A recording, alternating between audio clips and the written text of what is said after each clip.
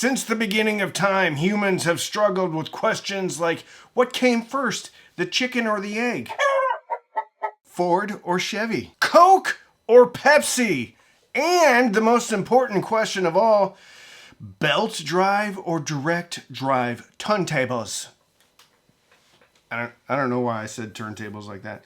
Belt or direct drive turntables. The supporters of belt drive will say there's less vibration, therefore less noise in your music. The direct drive people will say, I don't know. I don't know what the benefits of direct drive turntables are over belt driven. Put it in the comments if you know. But I did a survey on YouTube and overwhelmingly people said that they liked direct drive better. So today we're going to talk about an affordable direct drive turntable that isn't dumb. So sit down, grab a cup of coffee, maybe out of your cheap Audioman coffee mug, which is linked in the description with Rocktopus on the front. And let's talk about the TIAC TN4 something.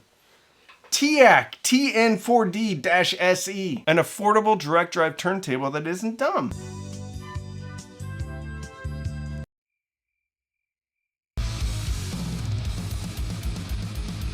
I'm not very good at reviewing turntables because there's so many different variables on a turntable. You have the cartridge, you have the phono preamp, and then you have all the other stuff that I don't think makes a ton of difference, like the motor, like the way that it's driven, like the tone arm. However, when I went to Axpona or one of the audio shows, TIAC had a direct drive turntable that looked real nice, and I was interested. One, because it was less than $1,000. This comes in at $750, which isn't cheap, I get, but isn't quite as far away from my favorite belt-driven turntable, my favorite budget belt-driven turntable, which is the Fluence RT85. That comes in at $500. So an extra $250 wasn't outside the realm of possibilities for me. But the reason why I got the most interested in the TIAC TN4D-SE is because it looked good. Most direct drive turntables that I've seen that are within this price category from Audio-Technica or Technics are actually more expensive and they look like garbage. And I purchased an Audio-Technica LP120 to get it in, and it was built like a toy. A literal toy, and that's why it's hard to recommend that turntable over something like a Fluence or a U-turn. But the build quality on this TIAC TN4D-SE is actually really good.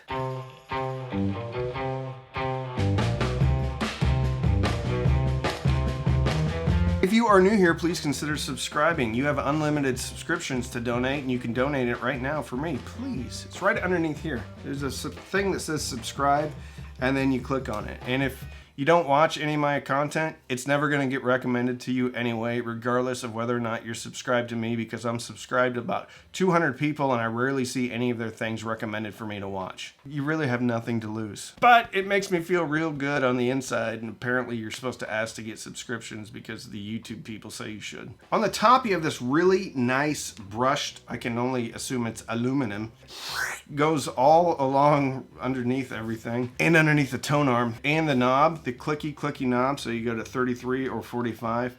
Really nice, reminds me of a vintage receiver. So click, feels good. It actuates, changes. This table was built in conjunction with somebody. It was designed in collaboration with SAEC, a high-end tone arm manufacturer. Doing a quick Google search, there are SAEC tone arms that are cut off of other turntables for $485, $490. There's one for $13,000. The SAEC WE506. 13 grand. Anyway, it looks like SAEC knows what they're doing when it comes to making tone arms. And I will say that this thing does look real nice and is built real nice. On the bottom of the turntable, you have some really nice feet too. If I'm looking at this turntable and I'm comparing it to other turntables from Project, from Riga, I gotta say the TIAC is actually built way better than any of those, especially Project and Riga. I've never been a huge fan of Project and Riga. On the back of this thing, you also have an integrated phono preamp, which you can also defeat. Okay, so I want to preface this with overall, I love the turntable. I'm probably going to buy this turntable to keep it here so that I have a direct drive turntable. But more than anything else, I just like the way it looks and I like the way it feels. So the things I don't like about this turntable. One, the platter. It's metal and it rings. I would prefer if it had an acrylic or glass platter that wasn't quite as resonant. I'm not sure at this price point if they could have included that, but I don't even know if they have one available. I went on TX website and took a look and tried to find a standalone acrylic platter that I could use on this turntable, but I couldn't find one. So if you know if you can get an acrylic or glass platter for this turntable, put it in the comments. The other thing I don't love about this turntable is the cartridge. It comes with a Sumiko Oyster, I think. Yeah, Sumiko Oyster. I just didn't think it sounded very good. I didn't think it was very dynamic. I felt like it was a little bit closed in. Didn't have a ton of highs, didn't have a ton of lows. Felt like it was kind of in the middle. And I thought, well, maybe I don't have it set up right. Maybe it's not aligned correctly. But I put on a Ortofon 2M Blue and things got remarkably better. Also, the Gold Ring E3 sounded better to me. Is that a deal breaker? Not really, because I think you're getting a really good turntable here. And you have one of my favorite things about this turntable is a removable head shell, which means once you get your cartridge all lined up, all nicey, then you can just unscrew it, put it in a box, and then put another one on there. If you have something like a Nagaoka MP110 or a Grado cartridge that you love, depending upon the record, depending upon the pressing, depending upon the recording, you might want a different cartridge for different purposes. And with the removable head shell, makes it a snap. So that's really it. I don't love the cartridge and I don't love the platter. But the bones of this turntable far outweigh its price. I have a U-turn Orbit Theory, which comes with an Ortofon 2M Blue, doesn't come with a removable head shell.